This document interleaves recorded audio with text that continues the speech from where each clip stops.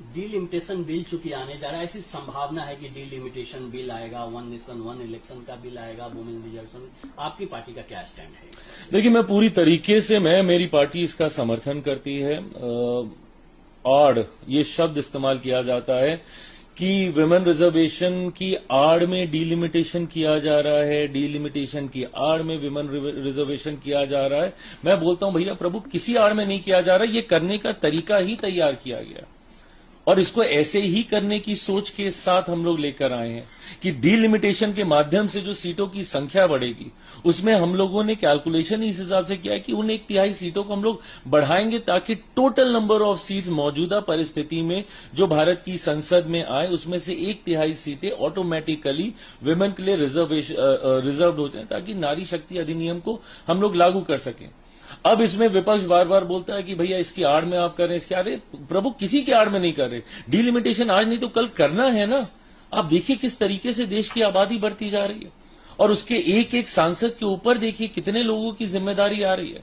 मैं खुद जिस क्षेत्र का प्रतिनिधित्व करता हूं, 2.5 मिलियन प्लस पीपल मेरी कॉन्स्टिट्यूएंसी में है और किस तरीके से इम्बैलेंस है अलग अलग क्षेत्रों में। जहां की आबादी कम है वहां पे आपको कुछ लाख लोग मिलेंगे एक सांसद पे, और जहां पे आबादी ज्यादा है, पूर्वोत्तर के जो राज्य, ये उत्तर के जो राज्य हैं, बंगाल हो गया, बिहार हो गया, उत्तर प्रदेश हो गया, यहां पे आप देखिए कितनी आबादी है, डेंसिटी ऑफ पॉपुलेशन कितना, एक एक सांसद के ऊपर कितनी जिम्मेदारी आती है और जब वो जिम्मेदारियों को निभा नहीं पाता तो वो सवाल भी खड़े होते हैं।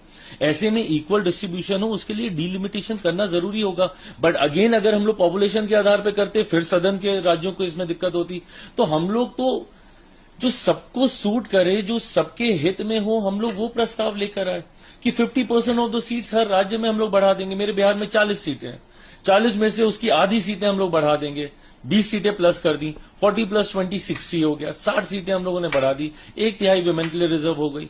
अब ये कितना सिंपल सा फॉर्मूला है, इसको किसी के लिए भी, इसमें सदन सीट्स की भी चिंताएं खत्म, बल्कि उनका जितना रिप्रेजेंटेशन होता है उन राज्यों का, उसमें उनको आधा, 1, 1.5, 1.25% बढ़कर ही संसद में रिप्रेजेंटेशन मिल रहा है इस वाले प्रस्ताव से। और नारी शक्ति अधिनियम साथ में लागू हो रहा है। आज मुझे बता दीजिए, आज अगर ईमानदारी से लोग बोलते हैं कि मौजूदा परिस्थिति में कर दें, कांग्रेस सपा जैसे दल, कितनी महिलाएं हैं इनके पास?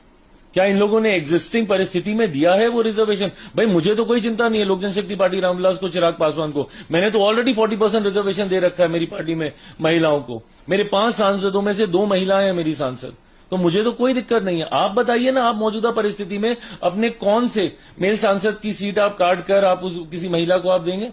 क्या आपकी पार्टी में विद्रोह नहीं होगा? क्या आपके दलों के भीतर मतभेद पैदा नहीं होंगे?